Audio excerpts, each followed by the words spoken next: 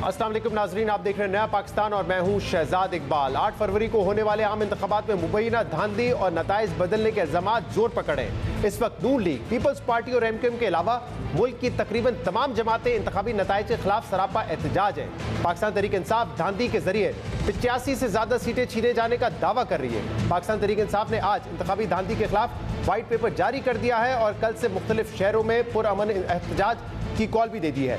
JUF के सरबराह मौलाना फजल रहमान भी इंतखाबात में मुबैना धांधली पर दिल बर्दाश्ता होकर ऑपोजिशन में बैठने का ऐलान कर चुके हैं, जबकि उनकी जमात इंतखाबी नताइज के खिलाफ पहले ही सिंध और बलूचिस्तान में सड़कों पर है। इसके अलावा ग्रैंड डेमोक्रेटिक अलायंस ने भी आज सिंध में होने वाली मुबैना धांधली के खिलाफ जाम शोरों में बड़ा एहतजाजी मुजाहरा किया है और इस जलसे में GDA के सरबराह पीर पगाड़ा ने मुल्क में गैर जमहूरी और गैर आईनी ऑप्शन का जिक्र करते हुए मुल्क में इमरजेंसी या मार्शल लॉ लगाने का इम्कान भी जाहिर किया है। पीर पगाड़ा ने कहा कि अब फौज के अलावा कोई वफाक नहीं संभाल सकता। फौज ने अब सबको आजमा लिया है, हो सकता है इमरजेंसी या मार्शल लॉ लग जाए, यही अदलिया उसको लीगल कवर देगी। JUF के रहनुमा राशिद सुमरो और जमात इस्लामी कराची के अमीर हाफिज नईमुर रहमान ने भी GDA के इस एहतजाजी जलसे में इंतखाबात में शदीद धांधली के इल्जामात लगाए। मुल्क भर में 8 फरवरी के इंतखाबात नताइज को लेकर सियासी जमातों के एहतजाज का दायरा कार बढ़ता जा रहा है। सूरत हाल संगीन होती जा रही है। पाकिस्तान तहरीक इंसाफ ने आज इस्लामाबाद में होने वाली तकरीब में इंतखाबी धांधली को लेकर व्हाइट पेपर कौमी और बैनुल अक़वामी मीडिया के सामने रखा।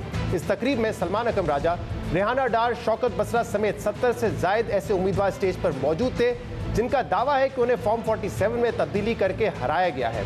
पाकिस्तान तहरीक इंसाफ ने अपने व्हाइट पेपर में दावा किया है कि फॉर्म 45 के मुताबिक पाकिस्तान तहरीक इंसाफ की मुल्क भर से 180 सीटों पर जीत यकीनी थी, मगर इलेक्शन कमीशन ने जो फॉर्म 47 जारी किया उसमें सिर्फ 93 नशिस्तों पर पाकिस्तान तहरीक इंसाफ की जीत का ऐलान किया गया है और 85 से ज्यादा सीटें नताइज में तब्दीली करके उनसे छीन ली गई हैं।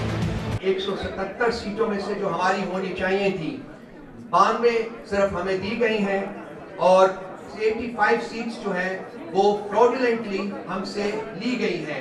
दर्जात फॉर्म 45 में है, वो फॉर्म 47 में नहीं है। The countrywide robbery that took place via form 47 in Punjab, we were winning 115 and 55 were given to us. These are presents, by the way. Why should people come and vote at all on polling day if the result is going to have nothing to do with how they voted? I want the international media, the international observers to take our message to the world, to say that the people of Pakistan have been denied their voice yet again. Had we been allowed our fair number of seats, the PTI clearly would have emerged as the only federal party in Pakistan. एक तरफ Pakistan Tehreek Insaf form 45 की बुनियाद पर form 47 में तब्दीली के इल्जामात लगा रही है, तो दूसरी तरफ नून लीग ने पाकिस्तान तहरीक इंसाफ के फॉर्म 45 को जाली करार दे दिया है। नून लीग के सेक्रेटरी इत्तलात मरियम औरंगजेब ने आज प्रेस कॉन्फ्रेंस में कहा है कि पाकिस्तान तहरीक इंसाफ के उम्मीदवारों ने इलेक्शन कमीशन में सबूत के तौर पर फॉर्म 45 नहीं बल्कि सिर्फ टीवी के स्क्रीन शॉट्स जमा करवाए हैं। पाकिस्तान तहरीक इंसाफ वालों के पास जाली फॉर्म 45 है जो उन्होंने बाज़ टीवी चैनल से भी शेयर किए। असली फॉर्म 45 सिर्फ वो है जो इलेक्शन कमीशन की वेबसाइट पर मौजूद है। टीवी को जिनको नकली फॉर्म 45 फीड कर रहे थे, आज उन्हीं की स्क्रीनशॉट्स को इस्तेमाल करके अपना मुद्दा इलेक्शन कमीशन में पेश कर रहे हैं। एक बिल्कुल झूठा बयानिया टीवी चैनल्स के ऊपर चलाया जा रहा था। खाली स्क्रीनशॉट्स जमा कराए इलेक्शन कमीशन के अंदर, फॉर्म 45 असली नहीं जमा कराया हुआ एतराज के अंदर, सिर्फ ये स्क्रीनशॉट जमा कराए। तो मैं सवाल हुआ कि ये जो फॉर्म 45 जिससे ये स्क्रीनशॉट्स बने और ये कंपाइल हुआ वो किधर है? वो उनके पास कोई फॉर्म 45 मौजूद नहीं था। तो अगर फॉर्म 45 का ही मुद्दा है तो फॉर्म 45 में तो सबसे ज्यादा इंडिपेंडेंस जीते हैं, तो फिर जाली है सारे फॉर्म 45। ये तो नहीं हो सकता कि फॉर्म 45 जो हमारे पास हैं वो जाली हैं, लेकिन आपके पास जो स्क्रीनशॉट है टीवी का वो असली है और इस वजह से आपका कैंडिडेट जीता हुआ है। ये नहीं हो सकता। फॉर्म 45 असली और जाली में फर्क सिर्फ ये होता है कि जो इलेक्शन कमीशन की वेबसाइट के ऊपर फॉर्म 45 अपडेट होता है, अपलोड होता है, वो असल फॉर्म 45 है। मरियम औरंगजेब कह रही थी कि असली फॉर्म 45 सिर्फ वो हैं जो इलेक्शन कमीशन की वेबसाइट पर मौजूद है, मगर अहम बात यह है कि आज तक इलेक्शन कमीशन ने अपनी वेबसाइट पर कोई फॉर्म 45 अपलोड नहीं किया है। जबकि सवाल यह भी है कि अगर पाकिस्तान तहरीक इंसाफ के उम्मीदवारों के पास जाली फॉर्म 45 है तो क्या नून लीग वो फॉर्म 45 सामने ला सकती है जो नून लीग के उम्मीदवारों के पास मौजूद है? इसके अलावा NA-15 मानसेरा के इंतखाबी नतायज से मुतल्लिक आज एक और अहम खबर सामने आई है, जहां अब भी नवाज शरीफ इस सीट का फैसला अपने हक में करवाने की कोशिश कर रहे हैं। कल जिला मानसेरा के आरओ ने नवाज शरीफ की दरख्वास्त को मुस्तरद करते हुए NA-15 मानसेरा से पाकिस्तान तहरीक इंसाफ के उम्मीदवार शहजादा गस्तासब खान की कामयाबी का नोटिफिकेशन जारी किया था, मगर आज इलेक्शन कमीशन ने NA-15 मानसेरा से नवाज शरीफ की शिकायत बहाल करके आरओ को तब्दील कर दिया है और इस मामले पर 20 फरवरी को अगली समाअत होगी। इस वक्त मुल्क में इंतखाबी नताइज को लेकर धांधली का शोर जोर पकड़ता जा रहा है। मुल्क का सियासी मुस्तकबिल इंतखाबात के बाद भी गैर यकीनी का शिकार है।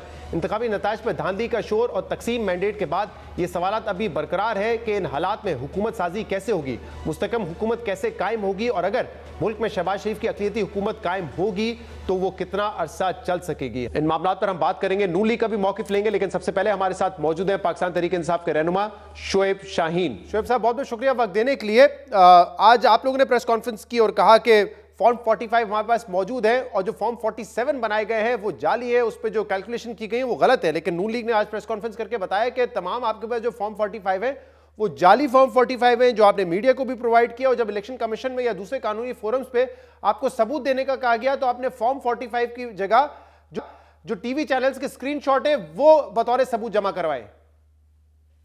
देखिए, बिल्कुल ये झूठ बोल रही हैं, ये बिल्कुल झूठ बोलते हैं। मैंने अपनी यूएसबी में और अपने पूरे सोशल मीडिया अकाउंट्स में, गूगल में, हर जगह पे अपने फॉर्म 45 की स्क्रीनशॉट दे दिए हैं। मैं आपको अभी भी भेज देता हूँ PDF फॉर्म में। और सिर्फ मेरे नहीं, मैं अपने हल्के की बात करके इसी तरह बाकियों का है, NA-47 की बात कर रहा हूँ। 100% ये नहीं है क्योंकि एक भी कम नहीं है। 100% 387 पोलिंग स्टेशन के फॉर्म 45 मैंने अपलोड कर दिए हैं। जब मेरे मद्दे मुकाबिल तारिक फजल से पूछा गया, वो कहता है मैं मीडिया को दिखाने का पाबंद नहीं हूँ। और इसी तरह ना सिर्फ ये हुआ बल्कि मेरे साथ दीगर कंटेस्टिंग कैंडिडेट्स जो थे उसके साथ थे मुस्तफ़ा खोखर, उसने खुद अपने फॉर्म 45 शो किए हैं। मेरे साथ थे TLP के तहरीक लब्बैक पाकिस्तान के हाफिज खबर अखलास, आज उसने शो किए हैं मीडिया के सामने, उसके ओरिजिनल मौजूद हैं। वो आज मीडिया में मेरे साथ उसने गुफ्तगू की है उसको। अच्छा, फिर आप तीसरे नंबर पे जमात इस्लामी के उन्होंने प्रेस कॉन्फ्रेंस की है। मुझे ये बता दें कि 4 कैंडिडेट्स के तो जाली हो गए और जो ये अपने PMLN के लोग थे वो आज शाये कर दें, बता दें। मैंने तो शाये कर दिए हैं। अच्छा, आप तो बता दें, अब ये बताइएगा की सूरत में भी इलेक्शन कमीशन को भी दिए हैं। आप इलेक्शन कमीशन लेके जाए, अगर इलेक्शन कमीशन जिस पर आपको बड़ा एतराज है, आपको उन पर एतमाद नहीं, अगर वो भी ये कह देते कि भाई आपके पास जो फॉर्म 45 है वो जाली है, असली तो हमारे पास पड़े हुए, तो फिर क्या होगा? कानूनी तौर पर ये मामला कैसे आगे बढ़ेगा? देखें, कानूनी तौर पर इसमें कोई इब्हाम नहीं है। इलेक्शन कमीशन पाबंद है उनको वेबसाइट पे डालने का। बता दें कि कोई फॉर्म 45 उसने डाले हैं, कोई फॉर्म 48 डाले हैं। उन्होंने जो देखें फॉर्म 45 है क्या, ऑथेंटिसिटी उसको क्यों हासिल है? सारे दिन में गिनती, इलेक्शन पोल होने के बाद गिनती के टाइम आपके तमाम पोलिंग एजेंट्स बैठे होते हैं, presiding officer, assistant presiding officer बैठा होता है, उन दोनों के दस्तखत और अंगूठा होता है और तमाम पोलिंग एजेंट्स के उसके ऊपर दस्तखत होते हैं। और पोलिंग एजेंट्स को अगर इतराज हो, एक वोट पे भी इतराज हो, तो वो वहां दरखास्त भी दे सकता है, राइटिंग में भी और वर्बली भी कह सकता है। किसी एक पोलिंग स्टेशन के ऊपर इनके किसी पोलिंग एजेंट ने इतराज नहीं किया, वहां दस्तखत इनके मौजूद है।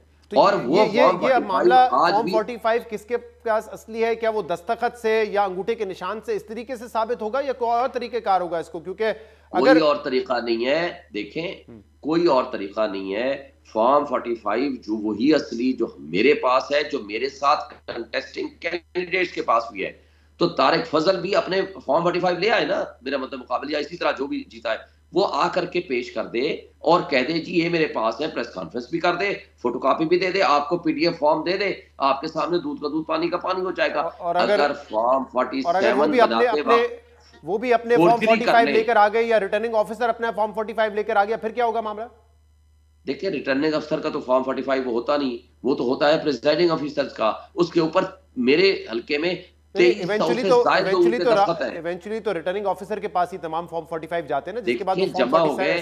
अगर वहां देखें, अगर वहां आपने टेम्परिंग कर दी, उसके नंबर बढ़ा दिए, मेरे नंबर कम कर दिए, तो टेम्पर्ड है, वो तो पर्चा होगा, फुर्जरी का पर्चा होगा, उसमें तारिक फजल भी जेल जाएगा, उसमें रिटर्निंग अफसर भी जेल जाएगा। मगर क्वेश्चन ये है कि अगर वो टेम्पर्ड नहीं है तो आज भी रिटर्निंग अफसर पेश करते ना, आज वेबसाइट पे डाल दें। वो जो EMS सिस्टम बनाया था वो किस मर्ज की दवा था? हाँ, फॉर्म 45 इलेक्शन अफसर कमीशन ने अब फौरी तक अपनी तौर पर वेबसाइट पे तो नहीं डाले, लेकिन अब एक फैसला आपकी जमात ने वो कर लिया। पहले आप कह रहे थे नहीं देखें हमें कानूनी हम फोरम पे लेके जाएंगे, हमें इंसाफ मिलेगा, उसके बाद सीटें हमारी बढ़ जाएंगे और हम हुकूमत बना लेंगे। अब ये तो नहीं होने जा रहा है। और आज बैरिस्टर सैफ ने ऐलान कर दिया है कि बानी पीटीआई कह रहे हैं कि पंजाब में और वफाक में अब पीटीआई ऑपोजिशन में बैठेगी। तो ये फैसला कर लिया, ऑपोजिशन में बैठेंगे, हुकूमत नहीं बनाएंगे। और अगर ऐसा है तो क्यों? आपके पास एक मौका था पीपल्स पार्टी के साथ मिलने का और हुकूमत बनाने का।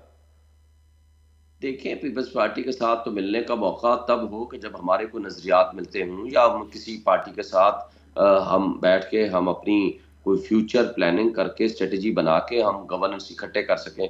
हमारे नजरियात मुख्तलिफ, हमारे फंक्शनिंग मुख्तलिफ, हम कोई इस तरह की सिचुएशन में तो नहीं बनाएंगे। हमारा तो 2/3 मेजॉरिटी है जो हमारा हक छीना गया है रिटर्निंग अफसर की मिली भगत से, ताकतवर इदारों की मिली भगत से, और वो डकैती हुई है हमारे सामने, सबकी आंखों के सामने, सबके पास मौजूद है सारे एविडेंसेस। मैंने जैसे आपको कहा, अब अगर सरेआम सबकी आंखों के सामने पूरे मीडिया ने दिखाया हम जीते हुए हैं, और उसके बाद जाकर के वो डाकाजनी करते हुए उन चोरों को मुसल्लत कर दिया गया हमारे ऊपर जिन्होंने अवाम का मैंडेट चुराया है और डाकाजनी की है, तो फिर हमारे पास क्या ऑप्शन मौजूद है सिवाय इस बात के कि हम जाकर के अपोजिशन में बैठे। लेकिन हम अभी भी उम्मीद रखते हैं इलेक्शन कमीशन से और हाई कोर्ट से, इससे पहले हमारे फैसले कर दें ताकि जो हमारा हक है वो वक्त पे मिल जाए। और ये बताइएगा कि इस बात में कितनी सदाकत है कि पीपल्स पार्टी की तरफ से राब्ता किया गया था लेकिन इमरान खान साहब ने डिनाई कर दिया। ये राब्ता किस सतह पे हुआ था, किसके जरिए हुआ था शाहीन साहब? देखिए, मेरे नॉलेज में नहीं है, बाकी देखें ऑफ द रिकॉर्ड या इनफॉर्मल, हम कई टॉक शोज में बैठे होते हैं, इनके लीडर्स बैठते हैं, वो कोई बात करते हैं, वो फॉर्मल ना कोई कम्युनिकेशन होती है, ना ही वो फॉर्मली किस्म का राब्ता होता है। इनफॉर्मल किसी ने किसी से किया है तो मेरे नॉलेज में नहीं है। अच्छा, क्योंकि बात तो ये चल रही है कि राब्ता भी हुआ और इमरान खान साहब तक पैगाम रसाई भी हुई, और ये भी बताया गया कि एस्टैब्लिशमेंट भी इस फॉर्मूले के लिए तैयार है। देखिए, मेरे नॉलेज में नहीं है, मैंने कहा ना, अगर मेरे नॉलेज में होता तो मैं जरूर बताता। मेरे इन्फॉर्मेशन के मुताबिक कोई ऐसी, अभी आप कह रहे हैं कि ठीक है, आप कह रहे नहीं, और आप कह रहे हैं कि हमारा नजरिया मुख्तलिफ है पीपल्स पार्टी से, चाहे वो गवर्नेंस हो या दीगर मामला से बैठ सकते हैं। लेकिन 2018 में आप एमक्यूएम के साथ बैठे, बाप के साथ बैठे, काफ लीग जिसको चौधरी परवेज इलाही को सबसे बड़ा डाकू कहते थे उसके साथ भी बैठे, और अब JUIF के साथ भी आप बैठने के लिए तैयार है, जिस पर इमरान खान साहब, मैं कहना तो नहीं चाहता लेकिन क्योंकि वो ऑन रिकॉर्ड बहुत दफा कह चुके हैं डीजल, फिर वो आपको यहूदी एजेंट, यहूदी लॉबी कहते हैं, आप तो उनके साथ भी बैठने के लिए तैयार हो रहे हैं? नहीं, पहली बात तो यह है कि हम उनके साथ मिलकर गवर्नमेंट नहीं बना रहे। अगर एजुटेशनल पॉलिटिक्स के लिए, एजुटेशन के लिए सारी सियासी जमातें इकट्ठी होती हैं, फर्ज करो जो वो लोग जो एहतजाज में शरीक कार होना चाहते हैं हमारे एहतजाज में, दैट इज सेपरेट थिंग, मगर गवर्नेंस करना, इकट्ठे हुकूमत बनाना और गवर्नमेंट चलाना वो मुमकिन नहीं है। दूसरी बात, जिन पार्टियों की आपने बात की, देखें उसमें मेजर गवर्नमेंट हमारी थी, वो हमारे इत्तेहादी जरूर बने थे, लेकिन उस वक्त की MQM जो थी वो नहीं थी जो अल्ताफ हुसैन वाली थी। और जो आज MQM डाकाजनी करके बैठी है, इनके साथ तो हम नहीं बैठ रहे।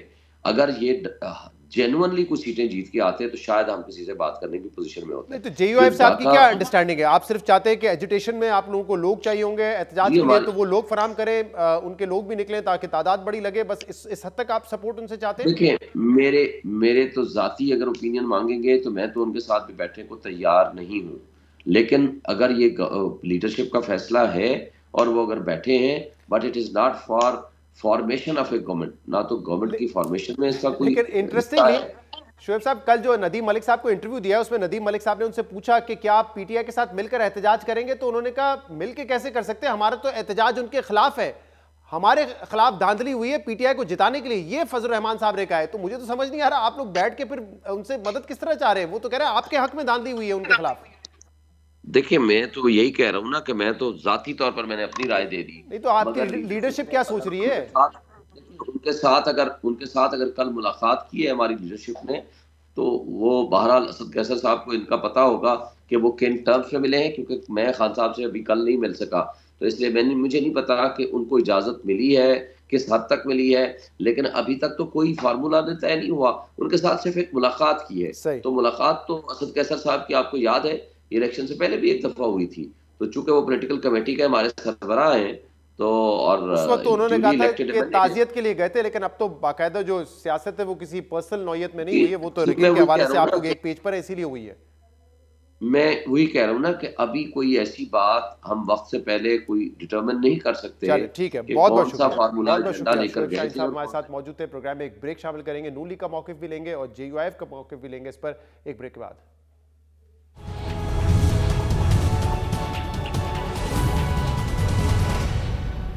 वेलकम बैक नाजरीन। इलेक्शन हो गए हैं लेकिन किसी पार्टी के पास अक्सरियत नहीं कि वो अपनी हुकूमत बना सके और इस इलेक्शन पे धांधली के इल्जाम भी लग रहे हैं। इस पर हम मजीद बात करेंगे, जिसके लिए हमें ज्वाइन किया है नून लीग के सीनियर रहनुमा और पाकिस्तान के साबिक वजीर दाखिला राना सनाउल्लाह ने। राना साहब बहुत बहुत शुक्रिया वक्त देने के लिए। राना साहब, कोई भी हुकूमत बन जाए चलेगी कैसे?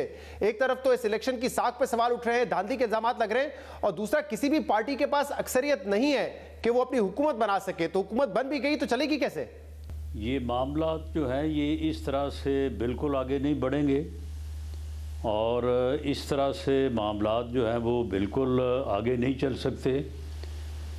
और ये रवैया जो है ये एक जमात का रवैया, एक लीडर का रवैया जो है, इसके बारे में मैं बहुत पहले ये कहता रहा हूँ कि ये एक फितना है और ये फितना बिल आखिर अगर इसका सद्देबाब ना हुआ तो ये इस मुल्क और कौम को ले डूबेगा। ये इस कौम को और मुल्क को जो है वो डैमेज करेगा, इस मुल्क को नुकसान पहुंचाएगा। मेरा ख्याल है कि शायद हम उस तरफ जो है वो बढ़ रहे हैं। अब इलेक्शन के ऊपर शहजाद साहब जो एतराज़ है, एतराज़ उन्हें इलेक्शन पे नहीं है, उन्हें एतराज़ ये है कि हम जहाँ पे जीते नहीं हैं वहाँ से हम क्यों नहीं जीते। यानी सरहद यानी KPK में इलेक्शन बिल्कुल ठीक हुआ है, वहाँ पे बाकायदा चीफ मिनिस्टर नामजद हुआ है, वहाँ पे कैबिनेट के ऊपर मशवरा हो रहा है। जहाँ जहाँ से जीते हैं वहाँ पे इलेक्शन फ्री भी है, फेयर भी है, और जहाँ से वो नहीं जीते वहाँ पे धांधली भी हुई है और इलेक्शन जो है वो ठीक नहीं हुआ। अगर वो समझते हैं कि ये इलेक्शन ठीक नहीं हुआ तो वो इस इलेक्शन से जो है वो रिज़ाइन कर जाएं, री इलेक्शन का मुतालबा करें। ये कौन सा एतराज़ है कि जहाँ से मैं जीत गया हूँ वहाँ पे इलेक्शन ठीक हुआ है, जहाँ पे मैं हार गया हूँ वहाँ पे इलेक्शन ठीक नहीं हुआ। तो ये तो फिर इस तरह का जो है रवैया, ये रवैया तो अगले इलेक्शन के बाद भी जो है वो किसी जो है वो तरफ नहीं लगेगा। ये तो फिर मुल्क को किसी फसाद और फितने के सुपुर्द करने वाली बात है। इसके अलावा इसका कोई और तरीक़ाकार नहीं है, ना इसकी कोई और सिमत है। राना साहब, एक तो आपने ये कहा कि एक शख्स है जो फितना फसाद कर रहे हैं, लेकिन यहाँ पे तो मुख्तलिफ जमातें हैं ना, JUIF है, जमात इस्लामी है, GDA है, वो सब एहतजाज कर रहे हैं कि धांधली हुई है। दूसरा आपने कहा कि एक फसाद फितना जो फैलाता है उसका सद्देबाब करना ज़रूरी है। अब अदालती फैसले भी इमरान खान के खिलाफ एक नहीं 3 आ चुके हैं। इलेक्शन हुए तब भी जो है आपके इस बयानिए के साथ आप इलेक्शन में गए, लेकिन सीटें उनको ज़्यादा मिली, उनके आज़ाद उम्मीदवार को आपको कम मिली है। तो अदालती फैसले भी आ गए, इलेक्शन भी हो गए, फिर कैसे सद्देबाब करेंगे अब? नहीं शहजाद साहब, कि किसी बयानिए को तस्लीम करने या ना करने से उस बयानिए की हकीकत या हकायक तो तब्दील नहीं होते। बाज़ औक़ात एक ऐसी बात के ऊपर जो है वो लोग चल पड़ते हैं, लेकिन बाद में जाके मालूम होता है कि ये बात गलत थी। तो मामला ये है कि ये जो एहतजाज हो रहा है ये एहतजाज नहीं हो रहा, ये 2 नंबरी हो रही है। आप मुझे बताएं कि पीपल्स पार्टी भी एहतजाज कर रही है ना किसी जगह पे कि अपना धांधली हुई है, वो सिंध में क्यों नहीं एहतजाज कर रही? PTI जो है वो एहतजाज कर रही है ना कि इलेक्शन में धांधली हुई है। वो जो KPK का इलेक्शन उसमें क्यों नहीं एहतजाज करती कि यहाँ पे भी धांधली हुई है? मामला ये है कि एहतजाज इस बात का है कि जहाँ से मैं जीता हूँ वहाँ पे इलेक्शन ठीक हुआ है और जहाँ से मैं हारा हूँ वहाँ पे जो है वो इलेक्शन जो है वो ठीक नहीं हुआ। यानी ये लेकिन राना साहब ऐसे ही होता है ना राना साहब, आप देखें जिन लोगों ने इस बात पे रखी है, सुन लें मेरी बात सुन लें, ये आखिरी मेरा फिक्रा सुन लें कि जब सियासत इस बुनियाद पे की जाए कि मैं नऊज़ बिल्ला पैगंबर हूँ, मेरे मुखालफ सारे जो हैं वो सारे डाकू हैं, चोर हैं, मैं किसी को नहीं छोड़ूंगा। तो जब सियासत की बुनियाद इस बात के ऊपर की जाएगी तो फिर उसके बाद फिर मुल्क का क्या बनेगा, रियासत का क्या बनेगा, ये फिर कोई ऐसा जो है वो रॉकेट साइंस नहीं है। फिर जो उसका बनना है उस तरफ हम बढ़ रहे हैं, तो फिर ठीक है। इस बुनियाद पे तो राना साहब बिल्कुल सियासत नहीं होनी चाहिए, लेकिन ऐसा ही होता है ना। अब देखिए नवाज शरीफ साहब मानसेरा 15 से हारे हैं, तो वहां पे उन्होंने दरख्वास्त दी, शिकायत की और उनके खिलाफ फैसला आया, तो आज उस आरोप को तब्दील कर दिया। अब दोबारा इसकी समाअत होगी तो जो शख्स जहां से हारता है वहीं पे वो पिटीशन लेके जाएगा, दरख्वास्त लेके जाएगा ना कि मेरे खिलाफ धांधली हुई है। नहीं, पिटीशन लेके जाए ना, दरख्वास्त लेके जाए ना। एहतजाज और फितना फसाद, अफरा तफरी का माहौल ये पैदा ना करें। जहाँ पे आप जीते हैं वहाँ पे भी आप इस बात को अकोमोडेट करें कि अगर किसी को शिकायत है तो वो भी सुनी जाए। जहाँ पे आप हारे हैं वहाँ पे अगर किसी को शिकायत है तो वो भी जो है वो सुनी जाए। अगर मैं ये कहूँ कि जो मेरे ख़िलाफ़ शिकायत करें वो तो बिल्कुल चोर है, डाकू है, वो गलत है, और जहाँ पे मुझे शिकायत है वहाँ पे जो है वो जो मैं चाहता हूँ मेरी मर्ज़ी कर दी जाए। हाँ राणा साहब, देखिए आप लोगों ने आज प्रेस कॉन्फ्रेंस की और कहा कि जो पीटीआई वाले फॉर्म 45 दिखा रहे हैं वो जाली हैं और उन्होंने फेक बनाए हैं। पीटीआई का ये कहना है कि हमारे पास असली फॉर्म 45 है लेकिन फॉर्म 47 में जो है रद्दोबदल किया गया, इसलिए हमारे लोग हारे हैं।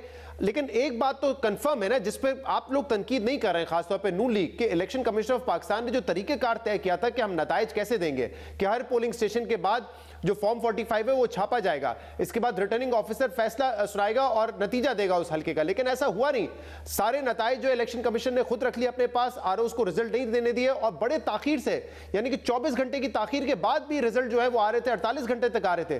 तो कम से कम इलेक्शन कमीशन की जो नालायकी, लापरवाही है वो तो सबके सामने है, उस पर तो आप सब मिलकर आवाज उठा सकते हैं ना। शहजाद साहब इलेक्शन कमीशन की या आरओज की या जो स्टाफ इलेक्शन से मुतल्लक होता है उसकी नालायकी, उसकी कोताही जो है वो 2013 में भी हाईलाइट की गई थी। उसे भी आरओज का इलेक्शन जो है वो कहा गया था, उसमें भी 35 पेंशन्स की बात की गई थी। बाद में ये भी कहा गया था कि नहीं ये तो मेरा जो है वो सियासी बयान है। उसकी भी जो है वो 3 साल तक इस मुल्क को फितने और फसाद के सुपुर्द किए रखा गया। और उसके बाद जब सुप्रीम कोर्ट ने जो है वो फैसला दिया कि छोटी मोटी इरेगुलरिटीज़ थी, ये इस किस्म का मामला जो है वो नहीं था जो कि एलेज किया जाता रहा, तो आप मुझे बताएं कि किसी ने पूछा बाद में उस फितने से कि भाई तुमने ये मुल्क जो है इसको 2.5 साल 3 साल जो है जिस मामले में उलझाए रखा वो तुमने क्यों उलझाए रखा। उसके बाद जो 18 में हुआ उसके बाद हमने उसके ऊपर शिकायत भी की, गिला भी किया, एहतजाज भी किया, लेकिन क्या हमने ये कहा कि 18 के इलेक्शन को जो है वो आप ये इलेक्शन ही सारा जो है वो आप इसको एक तरफ करके रख दें और हम जो है वो एहतजाज के ऊपर जो है वो चले गए थे। मामला ये है कि अगर तो इनको इलेक्शन ठीक नहीं लग रहा तो फिर बाहर आए ना, बाहर आके कहें कि जी दोबारा इलेक्शन करवाया जाए। राणा साहब अगर ये बात है कि जहाँ पे हम जीत गए वो ठीक हो गया, जहाँ पे हम हार गए हैं तो फिर वही बात है कि मैं किसी को नहीं छोड़ूंगा, मैं किसी और को नहीं देखना चाहता। मैं चाहता हूं कि असेंबली में हर जगह पे मैं खुद ही हूं, बाकी और कोई नहीं होना चाहिए। लेकिन एहतजाज तो आप खुद कह रहे हैं ना कि 2018 में आपने भी किया, लेकिन आप असेंबली में चले गए। असेंबली में तो ये तमाम जमातें भी जाने को तैयार है, लेकिन ये भी एहतजाज कर रही हैं। तो जैसे आपको एहतजाज का हक था, इनको भी है एहतजाज का हक। लेकिन उनके एहतजाज की काल इस तरह से नहीं है। वो एहतजाज की काल जो है वो फितने पे मबनी है। वो किसी के साथ बैठने को तैयार नहीं है, वो किसी के साथ बात करने को तैयार नहीं है। हम जिस दिन असेंबली में गए थे, हमारे लीडर ने, हमारे प्रेसिडेंट PMLN ने उसी दिन उठ के कहा था कि इस मुल्क की खातर आएँ, बैठें। आप वज़ीर आज़म बन गए हैं, जैसे भी बन गए हैं, हमारे जैसे भी एतराज़ात हैं, लेकिन हम आपके साथ बैठ के इस मुल्क की बेहतरी के लिए काम करने को तैयार हैं। आगे से क्या जवाब दिया था आपको मालूम है? वो जो जवाब दिया था आज भी उनका तरीक़ाकार वही है, जो कि इस मुल्क को, इस रियासत को, इस मुआशरे को जो है वो किसी सूरत भी फ़ायदा नहीं पहुँचा सकता, बल्कि वो तबाही के किनारे पे ले आया है। अब मेरा ख्याल एक आध धक्का और लगेगा और मामला जो है वो साफ हो जाएगा। तो राणा साहब अब ये बताइए कि आपकी जमात हुकूमत फिर बनाने जा रही है और ये अब तय हो चुका है कि पीपल्स पार्टी जो है वो हुकूमत का हिस्सा नहीं बनेगी, जो नंबर्स हैं उसमें आपको असेंबली में सपोर्ट करेंगे और आप कंफर्टेबल हैं इसके साथ? क्योंकि उस दिन तो आप कह रहे थे कि ये नहीं हो सकता कि सारा बोझ हम उठाएं और फिर आखिर में मलबा भी हमारे कांधों पर आए, लेकिन अब आप तैयार हैं, पीपल्स पार्टी के बगैर हुकूमत बनाने जा रहे हैं और इसी तरह चलेगा मामला? शहजाद, हमने जो 16 माह हुकूमत की, उस दौर में जो महंगाई हुई वो बुनियादी वजह है। महंगाई एक बुनियादी वजह है जिससे हमारा कैपिटल से पॉलिटिकल कैपिटल जो है उसका लॉस हुआ। दूसरे नंबर पे भी महंगाई ही वो वजह है, with in bracket utility bills, हर महीने जब बंदे को बिजली का बिल जो पहले 13,000 आता था, अब जब 43,000 आता है ना, तो वो फिर हमारे लिए कोई अच्छी बात नहीं करता। और तीसरे नंबर पे जो इन्होंने फिर अपना विक्टिम कार्ड जो है वो खेला। मामला यह है कि इसके बावजूद हमें ये नज़र नहीं आ रहा, बल्कि हमें ये साबित हो गया है।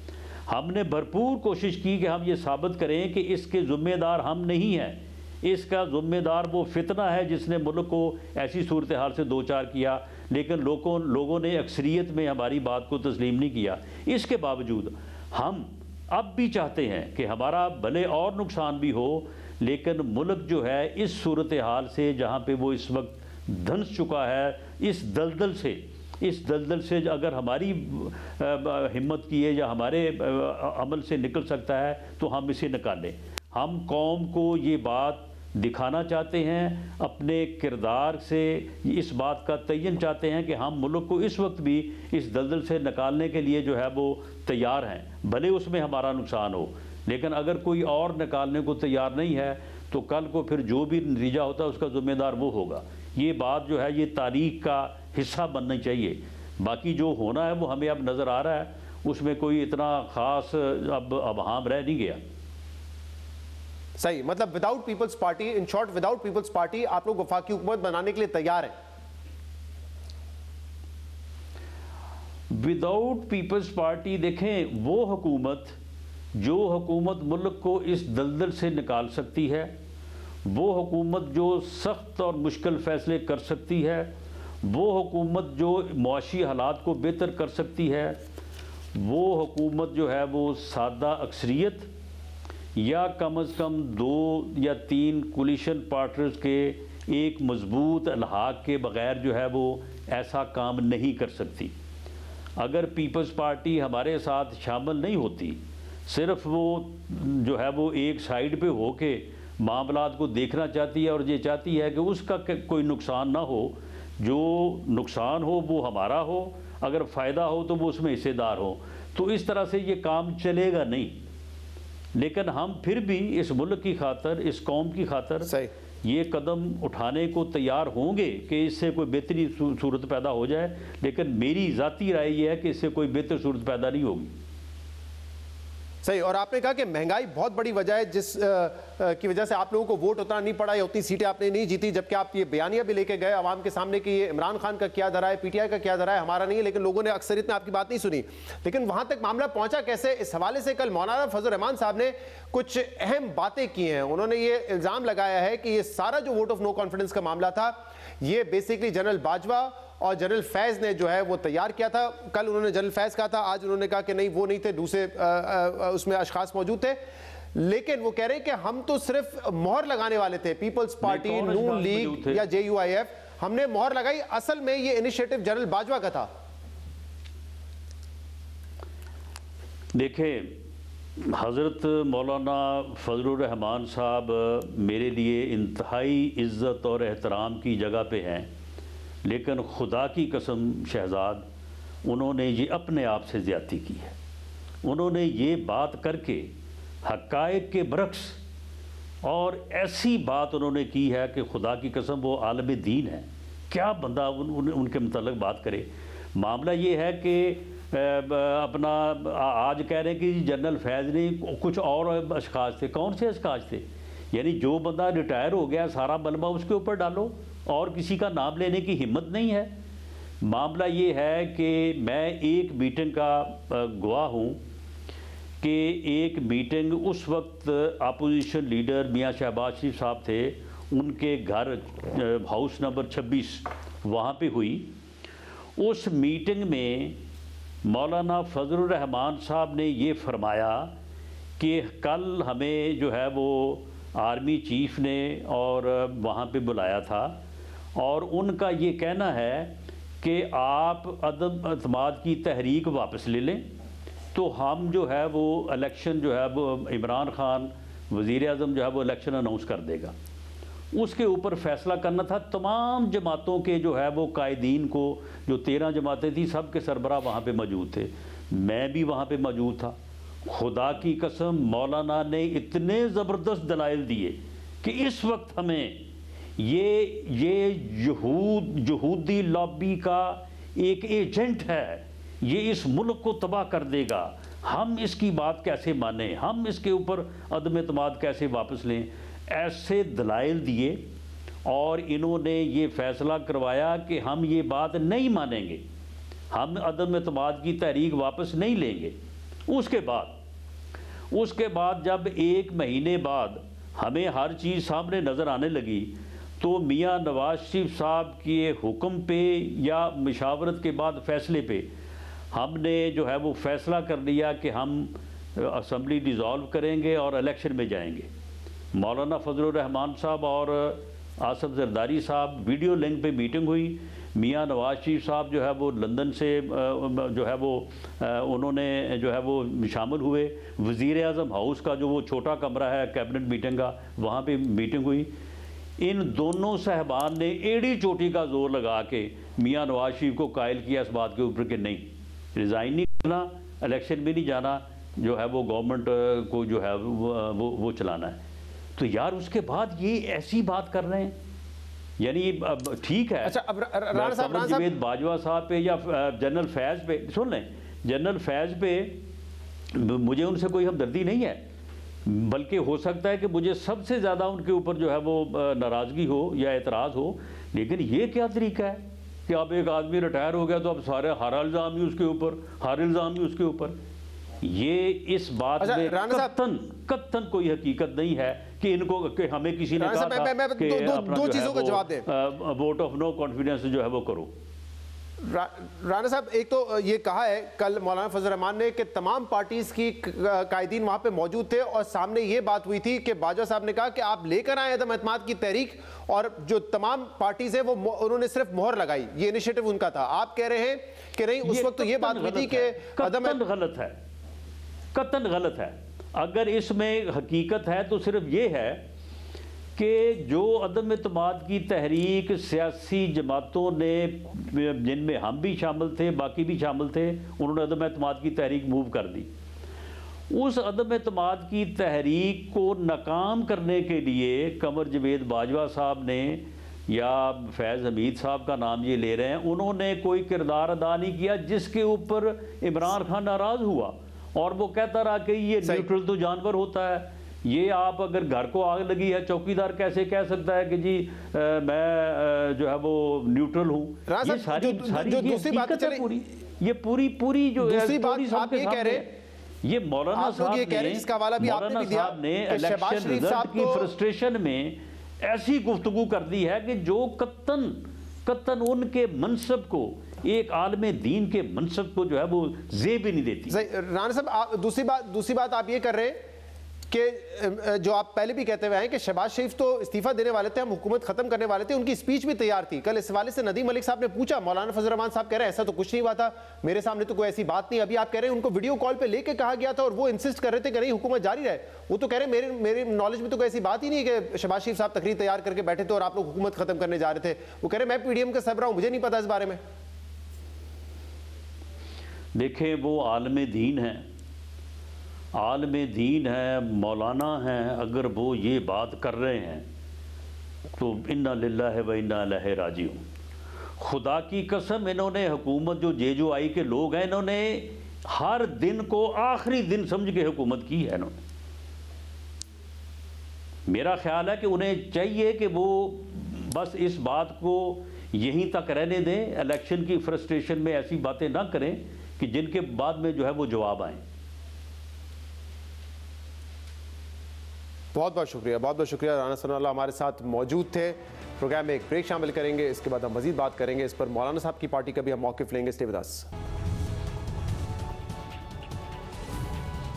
Welcome back. कल पाकिस्तान तहरीक इंसाफ और JUIF के वफ्द के दरमियान मुलाकात हुई। दोनों सियासी हरीफ रहे, पिछले 2 दहाइयों से एक दूसरे पे इल्ज़ामात लगाते हुए आए हैं, तनकीद करते हुए आए, लेकिन कल दोनों PTI और JUIF के दरमियान जो मुलाकात हुई उसमें इस बात पर इत्तफाक हुआ है कि दोनों समझते हैं कि मुल्क में धांधली हुई है। लेकिन सवाल ये पैदा होता है कि JUIF क्या समझती है कि धांधली किसके हक में हुई है। कल जो है एक इंटरव्यू में, नदीम मलिक साहब को दिए गए इंटरव्यू में, मौलाना फजल रहमान ने पहले ये कहा कि जो धांधली है उसके बेनिफिशरी नून लीग है। लेकिन उसी इंटरव्यू में ये भी जब उनसे पूछा गया कि क्या आप PTI के साथ मिलकर एहतजाज करेंगे, तो उन्होंने कहा उनके साथ मिलकर एहतजाज कैसे कर सकते हैं, PTI के खिलाफ तो हमारा ये एहतजाज है, उनके हक में धांधली करके हमें हराया गया। इस धांधली का फ़ायदा किसको हुआ? फ़ायदे में आप उसको देखते हैं जो कुर्सी पे बैठता है। नून लीग के ख्याल में इस धांधली का फ़ायदा नून लीग को हुआ? अब बज़ाहिर तो फ़ायदा उनको हुआ है। पीटीआई से ज़्यादा इम्कान है कि वो सड़कों पे आएगी, तो क्या आप उनके शाना बिशाना हो सकते हैं? ये तो अब मामलात को देखना है जी कि क्या वो पीटीआई जो है किस चीज़ के ख़िलाफ़ आ रही है, हुकूमत में मिलने के ख़िलाफ़ आ रही है या दांधी के ख़िलाफ़ आ रही है? क्योंकि हमारा तो मौक़िफ़, अगर दांधी के ख़िलाफ़ आए, अगर हमारा तो मौक़िफ़ ये है कि उनके लिए दांधी की गई है। अगर एस्टेब्लिशमेंट का ये मौक़िफ़ है कि इलेक्शन साफ हुए हैं और तो फिर इसका माना है कि 9 मई का बयानिया दफन हो गया है और लोगों ने गद्दारों को वोट दिए हैं। फिर लतीफ़ खोसा साहब को उन्होंने रिजना हाउस वाले हल्के से मुंतखब करके तो आपको बताया कि वो मुंतखब कर सकते हैं, उन्होंने कर लिया। वही इसी पे तो हमारा एतराज़ है, इन्हीं नताइज पर हमारा एतराज़ है। तो मौलाना फजल रहमान कह रहे हैं कि पाकिस्तान तहरीक इंसाफ के हक में तो धांधली की गई है। इसके अलावा कल मौलाना फजल रहमान ने यह कहा था कि जो वोट ऑफ नो कॉन्फिडेंस था पीटीआई हुकूमत के खिलाफ, वो जनरल बाजवा और जनरल फैज़ लेकर आए थे और जो पॉलिटिकल पार्टीज़ हैं उन्होंने सिर्फ मोहर का किरदार अदा किया था, उस पर मोहर लगाई थी।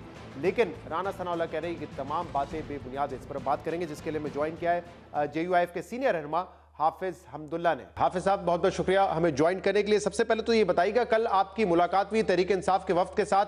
हमने देखा है कि पिछले 2 दहाइयों से आप दोनों जो हैं एक दूसरे के शदीद मुखालिफ रहे हैं, तनकीद करते हुए आए हैं, मुख्तलिफ अलकबात से एक दूसरे को नवाजते आए हैं। लेकिन कल हमने देखा कि पीटीआई का वफ्द आया, आपसे मुलाकात भी हुई।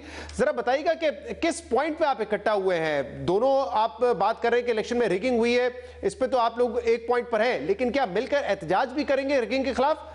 एक बात पर दोनों पार्टियों का इश्तराक था, वो ये कि मौलाना साहब ने तो मरकजी मजलिस आमिला का 2 रोज़ा इजलास करके उन्होंने तो अपना बयानिया कौम को दिया और उस बयानिए के ज़रिए मुस्लिम लीग को भी जवाब दे दिया कि हम हुकूमत का हिस्सा भी नहीं बनेंगे और हम अपोजिशन में बैठेंगे और इस इलेक्शन को जो 8 फरवरी का है उसको हम मुस्तरद करते हैं, ये धांधली ज़दा इलेक्शन है। तो फिर इसी तनाजुर में पीटीआई वाले भी आए, उनका भी मौक़िफ़ यही था। तो जब यही था तो इंतहा इसी बात पर हुई कि आप भी इसको इलेक्शन को दांधी ज़्यादा समझते हैं, मौलाना साहब आप भी दांधी ज़्यादा समझते हैं, तो लिहाजा एक नुक्ते पर तो हमारा और आपका मौक़िफ़ एक है। तो हमने कहा बिल्कुल एक है। इसी पर बात हुई, यहाँ पर हमारी बातों का और मीटिंग का इंतहा यहाँ पे हुआ।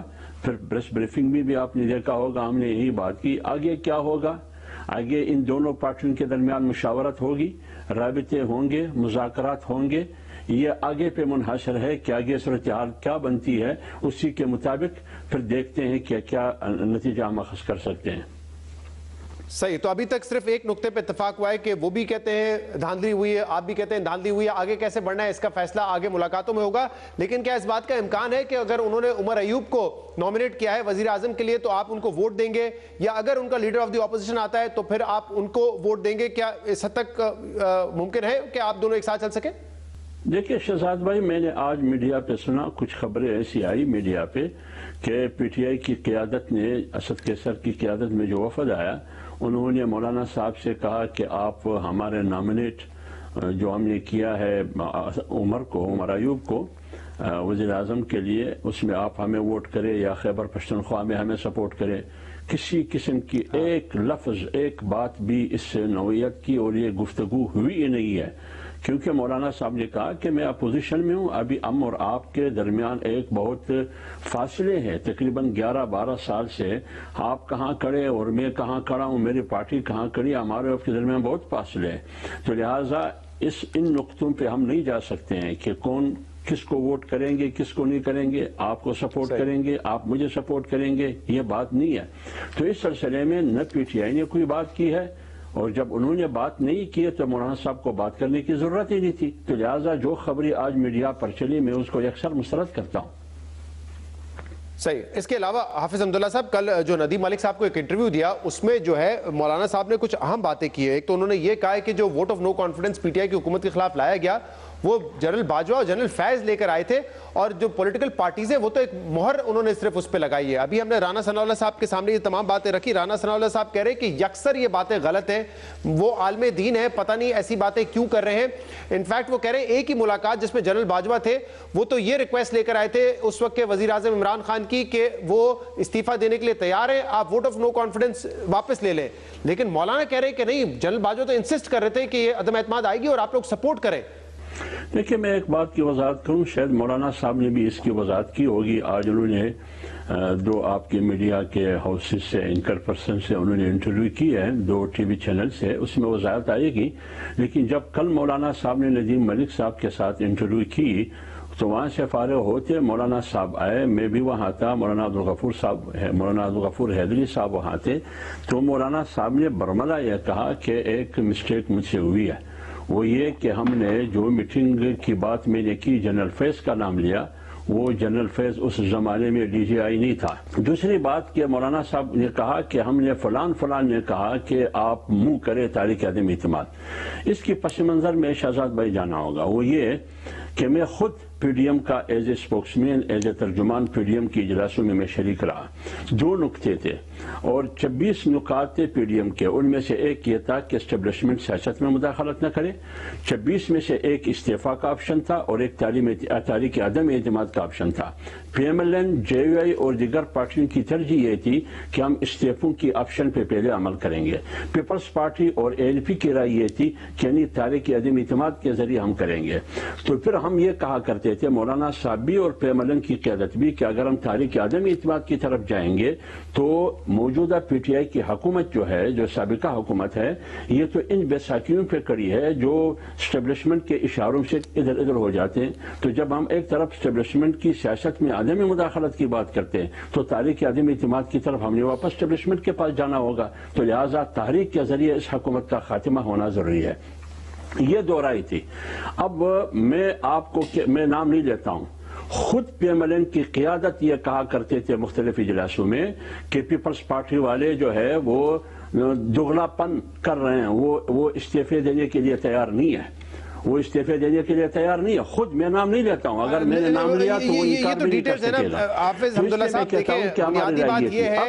बुनियादी बात ये है कि क्या तहरीक अदम एतमाद का इनिशिएटिव जो है वो पॉलिटिकल पार्टीज ने लिया या उस वक्त की स्टैब्लिशमेंट यानी कि जनरल बाजवा साहब ने लिया? मौलाना साहब कह रहे हैं कि हम तो सिर्फ हमने तो मोहर लगाई है, असल में तो ये उनका काम था। जबकि हकीकत ये है कि 2019 में भी आपने धरना लेकर आए और आप कोशिश कर रहे थे इमरान खान की हुकूमत गिराए। और अभी राना सनाउल्लाह साहब ने ये कहा है कि जब बाजवा साहब ये रिक्वेस्ट लेकर आए थे कि आप वापस ले दें अदम एतमाद की तहरीक क्योंकि इमरान खान इस्तीफा देने के लिए तैयार है, तो मौलाना साहब ने कन्विंस किया नहीं, हम पीछे नहीं हटेंगे, हम तहरीक अदम लेकर आएंगे, ये तो यहूदी एजेंट है। ये कहा है राना साहब ने अभी। देखिए, मेरी बात सुनिए, इतना लंबा छोटा सवाल आपने किया, मेरी बात सुनिए कि मैं ये कह रहा हूं कि तारीख अदम एतमाद पर जोर किसका था? पीपल्स पार्टी का। इस्तीफों का ऑप्शन पर जोर किसका था? PMLN और JUI का और दीगर जमातों का। अब PMLN को किसने कन्विंस किया कि हमने तारीख अदम एतमाद की तरफ जाना है? नहीं थे। और क्यों नहीं थे? PMLN और JUI तारीख अदम एतमाद के हक में नहीं थे। तो लास्ट में PMLN को किसने कन्विंस किया कि आपने तारीख अदम एतमाद की तरफ जाना है? आप तो कहा करते थे, मैं भी कहा करता था कि तारीख अदम एतमाद की तरफ अगर आपने जाना है तो हमने एस्टेब्लिशमेंट के पास जाना होगा, हमारी मजबूरी होगी। तो फिर किसने आपको कन्विंस किया? मैं तो छोटी पार्टी थी, मेरे तो 14 सीटें थी, 14 नशिस्तें थी या 15 थी। तो जब 2 बड़ी पार्टियों ने फैसला किया तो तमाम पार्टियों ने कहा कि चलो ठीक है, क्योंकि फैसला ये हुआ था, एक बात, फैसला ये हुआ था कि हम 3 महीने के लिए आएंगे, अगले 4थे महीने में हम इलेक्शन का ऐलान करेंगे। फिर किसने आपको मजबूर किया? वो भी अभी राना सनाउल्लाह ने कहा है कि जब PMLN हुकूमत खत्म करना चाहती थी तो पीपल्स पार्टी और फजल रहमान पीछे पड़े हुए थे कि नहीं, खुदा के वास्ते हुकूमत ना खत्म करे। वो कह रहे हैं कि नहीं चाहते थे कि मौलाना साहब हुकूमत खत्म हो। नहीं, मैं अर्ज करूं, सबसे पहले मौलाना ये बात करता रहा, मैं PDM में था, राना सनाउल्लाह साहब अक्सर इजलासों में नहीं होते थे। शायद खाकान अब्बासी किस चीज पर नाराज है? शायद खाकान अब्बासी का मौकफ यह था कि हम अगर हुकूमत में जाएंगे तो सिर्फ 3 महीनों के लिए, आगे हमें नहीं जाना। ये अपने पाँव पे कुल्हाड़ी मारने की मुतरादिफ है उनका मौकफ। कुछ और नाम भी है, मैं नहीं लेता हूं। तो फिर आप जब तारीख अदम एतमाद की तरफ गए, वो बैसाखियां जिस पर PTI की हुकूमत कड़ी थी, वो किन इशारों पे आगे पीछे हो गए? तो यही बात हम क्या करते थे, मौलाना साहब का मौकफ भी यही था। बहुत शुक्रिया हाफिज अब्दुल्ला साहब। आप कह रहे हैं कि नून लीग कन्विंस्ड नहीं थी, सिर्फ पीपल्स पार्टी कन्विंस थी, लेकिन नून लीग को फिर किसने कन्विंस किया? उन्होंने ही कन्विंस किया जो कि बैसाखियां ऊपर नीचे कर सकते थे। आज के प्रोग्राम में नाज़रीन इतना ही। शो से इजाजत दीजिए, अल्लाह हाफिज।